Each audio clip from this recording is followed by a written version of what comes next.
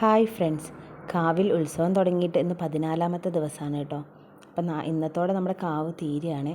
നാട്ടിൽ നിന്ന് ഉത്സവം കാണാൻ വന്നവരൊക്കെ ആയിട്ട് ഞാനിന്ന് കാവിലേക്ക് രാത്രി പോയതാണ് കേട്ടോ. നല്ല തിരക്കായിരുന്നേ. രാവിലെ ഒന്ന് പോയി തൊഴുതു, പിന്നെ വൈകുന്നേരമാണ് പോകുന്നത്. ഇന്ന് വൈകിട്ട് നമുക്ക് അടിയറയൊക്കെ ഉണ്ടാവും കേട്ടോ. നല്ല തിരക്കായിരുന്നു. ഗീതേച്ചിൻ്റെയും റീനേച്ചിൻ്റെയും കയ്യിൽ ഓരോ കുട്ടികളെയും കൊടുത്തു. ഞാൻ മോളുവിൻ്റെ കൈയും പിടിച്ച് ഞങ്ങൾ അവസാനം താഴെക്കാവിലെത്തിയിട്ടോ. പിന്നെ നേരെ കാണുന്നത് കമ്മലാണ്. കുറച്ച് നേരം അതൊക്കെ നോക്കി നിന്നു. പിന്നെ എവിടെയെങ്കിലും ഇരിക്കാനുള്ളൊരു സ്ഥലം കണ്ടെത്തണമല്ലോ. ഈ കാണുന്ന സ്ഥലത്ത് ഞങ്ങൾ ഇരിക്കാനൊരു സ്ഥലമൊക്കെ കണ്ടുപിടിച്ചേ.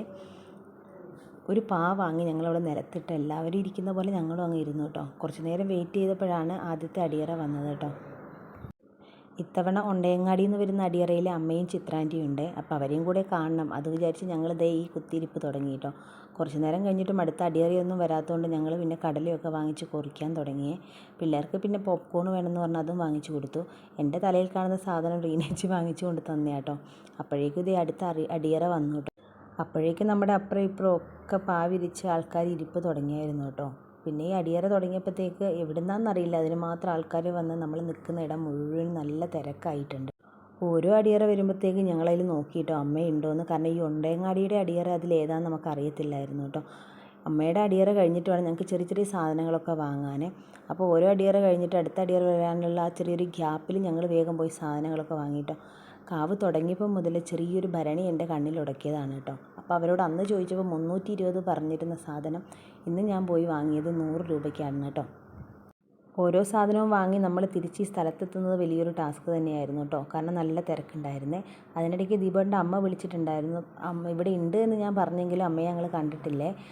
അവസാന ദിവസം മാത്രം വരുന്ന നാട്ടിലത്തെ കുറച്ച് പേരുണ്ട് കേട്ടോ. അവരും വിളിക്കുന്നുണ്ട്. പക്ഷേ കോള് നമുക്ക് എടുക്കാൻ പറ്റുന്നില്ല. നെറ്റ്വർക്കിൻ്റെ പ്രശ്നം നന്നായിട്ടുണ്ടായിരുന്നു. തിരക്ക് കൂടിയപ്പോൾ കിച്ചുവിനും അല്ലുവിനും ഒന്നും കാണാതായി. മുമ്പിലുള്ള ആൾക്കാർ വന്നപ്പോൾ അവർക്കൊന്നും കാണുന്നില്ല കേട്ടോ. അപ്പോൾ റീനേച്ചി അവരെയും കൊണ്ട് നേരെ ഓപ്പോസിറ്റ് പോയി നിന്നു. അവർക്ക് ഇരിക്കാനും സ്ഥലം കിട്ടി അവർക്ക് ഇരുന്നുകൊണ്ട് കാണുകയും ചെയ്യാം കേട്ടോ. പായലിരിക്കാൻ വേണ്ടി ചെരുപ്പ് ഊരിയിട്ട് എൻ്റെ ചെരുപ്പ് പിന്നെ കണ്ടിട്ടേ ഇല്ല കേട്ടോ. ചെരുപ്പില്ലാണ്ട് കുറേ നേരം ഞാൻ നിന്നേ. പിന്നെ ഈ അടിയറ പോയി കഴിഞ്ഞിട്ടാണ് എൻ്റെ ചെരുപ്പ് ഒന്ന് കിട്ടിയത്. പിന്നെ അതിന് ശേഷം കുറച്ചും കൂടെ കഴിഞ്ഞിട്ടാണ് മറ്റേത് കിട്ടിയത്. അഭിലാഷാണ് ആ ചെരുപ്പ് കൊണ്ട് തപ്പി കണ്ടുപിടിച്ച് തന്നത്. അങ്ങനെ കാത്തിരുന്ന് നമ്മുടെ അടിയറ ദേ വന്നു കേട്ടോ. അങ്ങനെ അമ്മേനെയും ചിത്രാൻ്റിനെയും കണ്ടേ. കിച്ചു അവിടെ നിന്ന് കൂകി വിളിക്കുന്നുണ്ട് അമ്മമ്മേന്തേ. അമ്മ നോക്കിയിട്ടുണ്ട്, പക്ഷെ അമ്മ ഞങ്ങളെ കണ്ടിട്ടില്ല എന്നാട്ടോ പിന്നെ പറഞ്ഞത്. ഈ അടിയറയിൽ ആനയൊക്കെ ഉണ്ടായിരുന്നു കേട്ടോ. അപ്പോഴേക്ക് ഏട്ടൻ ഫോൺ വിളിച്ച് പയ്യമ്പള്ളി നല്ല മഴയായിരുന്നു എന്ന് പറഞ്ഞു കേട്ടോ. ഇവിടെ മഴയില്ല എന്ന് പറഞ്ഞു തീരലും ദേ ഇവിടെ മഴ തുടങ്ങിയിട്ടുണ്ട്. എന്തായാലും ഞാനൊരു കുടയെടുത്തായിരുന്നു. ഈ കുടയിൽ 3 പേരാണ് ഞങ്ങൾ നിന്നത് കേട്ടോ. നിലത്തിരുന്ന പായെടുത്ത് എല്ലാവരും പിന്നെ കുടയായിട്ട് ഉപയോഗിച്ചേ.